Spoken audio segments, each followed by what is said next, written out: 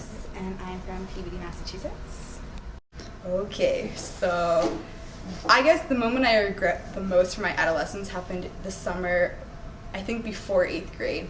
So it's the first summer that I liked a boy and he liked me, and it was just too much for me. I just, in your 8th grade, you think you know everything. I thought I knew the world, and it just really overwhelmed me. And I remember we both liked each other, and I just kind of pushed him away because it was just too overwhelming to me. I just have lots of scars on that one. Like I have 2 really big calluses.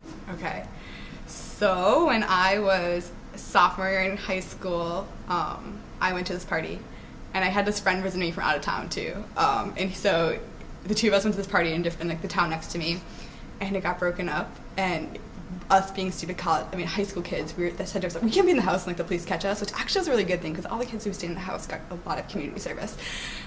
So we all ran out the back door. This is Massachusetts, so there's like a big hill, snow. We all slid down like movie style. It was great. And I had no shoes on. I lost this kid that was staying with me, and like, my parents knew he was staying with us, so like, and I didn't have my cell phone, I didn't have my wallet, not really the smartest kids. So my mom came to pick us up, and she was like, well, why were you at someone else's house? I'm like, we were outside. She's like, why were you outside? And I was just like, because the police came. And she's like, why did the police come? I'm like, other people came to the house for the party that we didn't know and brought beer, and it wasn't us, none of us were drunk. And she's like, okay. And then I had to go to the doctors because all my feet were black, and I thought I had to have my toes cut off. It took them 3 months to get back to their normal color. But my mom never questioned me again. She just kind of took it, and it was just this big lie that kept spinning out of control, and I just have lots of random stories about it that my mom never questioned, so I guess that's good. 2, 1. Okay.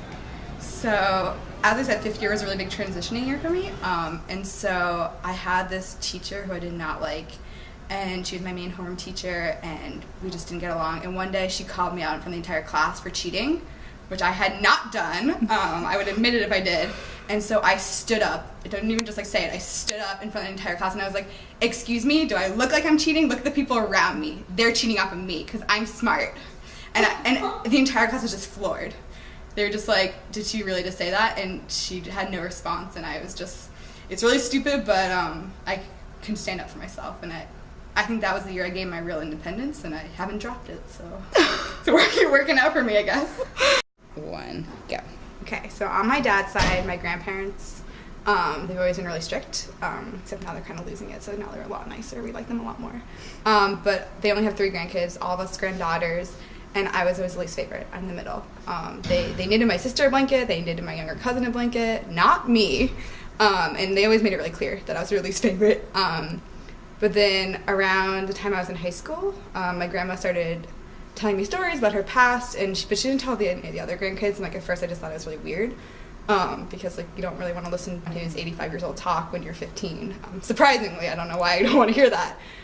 And each time she'd tell me a story, she'd give me a string of pearls, some of them fake, some of them not, because she always knew I liked pearls.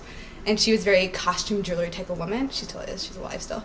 But I thought it was really weird, and it wasn't until I got to probably my senior year, like applying to colleges, that I realized how special it was that, they are really old. My grandpa's 93, she's in her late 80s, and they're not gonna be around much longer. Like they really aren't functioning that well anymore, that I'm really the only person in the family that knows these stories and that has her like only real jewels. And she always says like she wants to see me wear them while she's alive, and I guess it's the first time we ever really connected, and it's kind of our thing. So I think it took me a really long time to appreciate them, but that's when I realized that, like, I guess I'm not their least favorite, that I'm just their least interesting grandchild, but the one they trust the most, so can't complain about that.